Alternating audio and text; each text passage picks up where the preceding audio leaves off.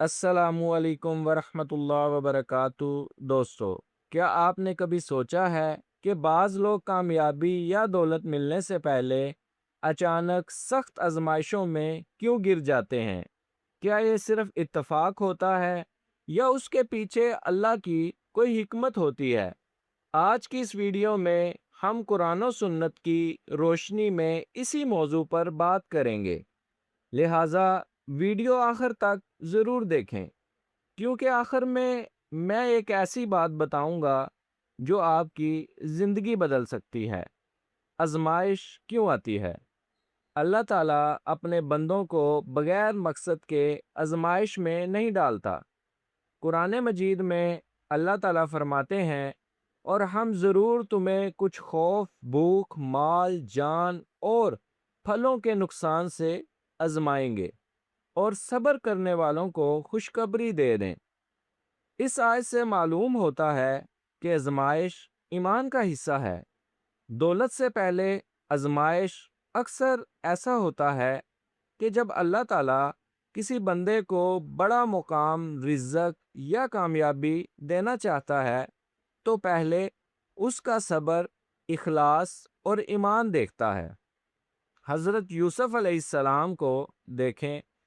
पहले भाइयों ने कुएं में डाला, फिर गुलाम बनाकर बेच दिया गया, फिर जेल में रहे, लेकिन आखिरकार अल्लाह ने उन्हें मिस्र का खजाना सौंप दिया। ये इस बात की बेहतरीन मिसाल है कि बड़ी नेमत से पहले बड़ी आजमाइश आ सकती है। आजमाइश की निशानियां: अगर आपके साथ ये चीज़ें हो रही हैं, बार बार नाकामी, माली तंगी, लोगों की बेकदरी, दुआओं में ताखीर, दिल का टूट जाना, तो ज़रूरी नहीं कि अल्लाह ताला आपसे नाराज़ हो। मुमकिन है कि अल्लाह ताला आपको किसी बड़ी नेमत के लिए तैयार कर रहा हो। ऐसे वक्त में क्या करें? सब्र करें। अल्लाह ताला सब्र करने वालों के साथ है। नमाज की पाबंदी करें।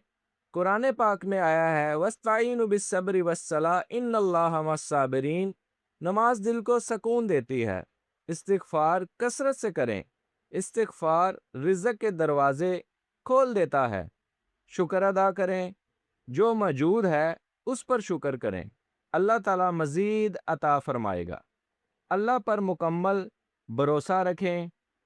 अहम बात याद रखें, हर आजमाइश के बाद दौलत मिले ये ज़रूरी नहीं।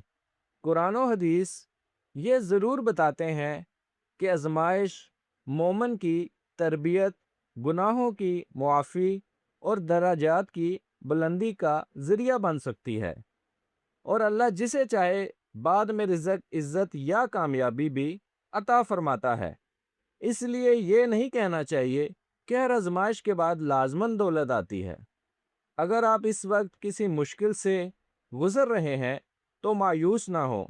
मुमकिन है यही आजमाइश आपको अल्लाह के ज़्यादा करीब कर दे, और यही आपकी ज़िंदगी में खैर और कामयाबी का सबब बन जाए। अल्लाह ताला हम सबको सब्र, शुक्र और हलालो बाबरकत रिज़्क़ अता फरमाए। आमीन। अगर आपको ये वीडियो पसंद आई हो, लाइक करें, अपने दोस्तों के साथ शेयर करें, और हमारे चैनल हक की सोच को ज़रूर सब्सक्राइब करें। अस्सलामु अलैकुम वरहमतुल्लाहि वबरकातुहू। जज़ाकल्लाह खैर।